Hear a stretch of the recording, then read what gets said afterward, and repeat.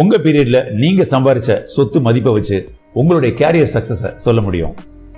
At the end of the show உங்களுடைய retirement life, அப்புறம் உங்க பையன் பொண்ணு சந்ததிகளுக்கு நீங்க விட்டு செல்லக்கூடிய அந்த அசெட் ஒரு லெகசியா உங்க பேரை சொல்ற மாதிரி அமையுது. பொதுவா எல்லோருடைய பிசினஸ் லைஃபும் இப்படிதான் இருக்கு. அசெட்ஸ் வாழும் போதும் வாழ்க்கைக்கு பிறகும் அப்படின்னு கூட சொல்லலாம். இந்த ப்ராசஸ்ல இருக்கிற நமக்கு நம்முடைய ப்ரொஃபஷன்ல, குறிப்பா நம்மளுடைய பிசினஸ்ல நாம எடுக்கக்கூடிய சில முடிவுகள் பல அப்ஸ் அண்ட் டவுன்ஸை ஏற்படுத்துறத யாராலையும் தவிர்க்க முடியாது. பல இடங்கள்ல என்னுடைய தொழிலாளர்களுக்கு நான் கொடுத்த அளவு சம்பளம் கூட எனக்காக எதுவும் எடுத்து வைக்கல.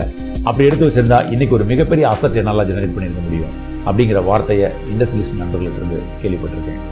இப்படி இவ்வளவு நிலையற்ற அன்சர்டனிட்டி நிறைந்த இந்த பீரியட்ல நீங்க எடுக்கக்கூடிய ஒரு முடிவு, ஒரு இன்வெஸ்ட்மெண்ட் ஆப்ஷன் உங்களையும் உங்களுடைய சந்ததிகளையும் காத்து நிற்கக்கூடிய ஒரு மிகப்பெரிய அசெட் ஜெனரேட் பண்றதுக்கு ஒரு வாய்ப்பு இருக்கு அப்படின்னா அது ஒரு மிகச்சிறந்த இன்வெஸ்ட்மெண்ட் ஆப்ஷனாக தானே இருக்க முடியும். எஸ் ஃப்ரெண்ட்ஸ், இது ஒரு ரிஸ்க் இல்லாத ரிட்டர்ன்ஸ் மட்டும் கொடுக்கக்கூடிய லாங் டேர்ம் இன்வெஸ்ட்மெண்ட் பிளான் சொல்ல முடியும். சின்னதா 1 ஏக்கர் நிலம் மட்டும் வாங்கி அதுல வேர்ல்ட்ஸ் காஸ்ட்லியஸ்ட் ட்ரீ ஃபார்மிங் அப்படின்னு சொல்லக்கூடிய செம்மரங்களை வளர்த்து ரெட் சாண்டல்ஸ் அடுத்த 10-15 வருஷத்துல நாம எதிர்பார்க்கக்கூடிய அந்த சில 100 கோடிகளை கண்ணில் பார்க்க முடியும். இந்த செம்மரம் வளர்ப்பு அப்படிங்கிற இண்டஸ்ட்ரியில பெஸ்ட் எக்ஸ்பர்ட்ஸை வச்சு இந்த மரங்களை பராமரிக்கும் போது நாம் எதிர்பார்க்கிற அந்த வளர்ச்சி உறுதி செய்யப்படுது.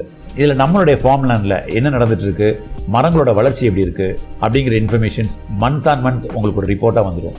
மந்த் ஆன் மந்த் நமக்கு ஒரு ரிப்போர்ட்டா வரும்போது மரங்களோட வளர்ச்சி அப்படிங்கிறது நாம எதிர்பார்க்கிற அந்த ரிட்டர்ன்ஸை கொடுக்கறதுக்காக போட்டி போட்டு வளரும்னு சொல்ல முடியும். நான் ஏற்கனவே சொன்ன மாதிரி நம்மளுடைய கேரியர்ல, நம்மளுடைய தொழில ஏற்படக்கூடிய எந்தவித எக்கனாமிக் கிரைசிஸும் இந்த ப்ராஜெக்டை எந்த விதத்திலையும் பாதிக்காது. இயற்கையில் மரங்கள் வளர வளர நம்மளுடைய சொத்து மதிப்பும் உயர்ந்துட்டே போகும். நாம கொடுத்த காசுக்கு ஸ்டேட் ஹைவே மேல ஏக்கர் கணக்கில் இடம், அது இல்லாம ஒவ்வொரு நொடியும் இயற்கையாகவே வளர்ந்து வரக்கூடிய நேச்சுரல் அசெட், நம்மளுடைய பிசினஸ்ல இருந்து ஒரு சின்ன ரிலாக்ஸேஷன். நாம நினைக்கும் போது நம்மளுடைய சொந்த ஃபார்ம்லேண்ட்ல அடர்ந்த செம்மர காட்டுக்கு நடுவில் நமக்கு சொந்தமான லக்ஸுரி வில்லால தங்கி இயற்கையை ரசிக்கக்கூடிய ஒரு வாய்ப்பு. இப்படி இந்த இன்வெஸ்ட்மெண்ட்ல நிறைய சிறப்பம்சங்களை சொல்லிட்டு இருக்க முடியும்.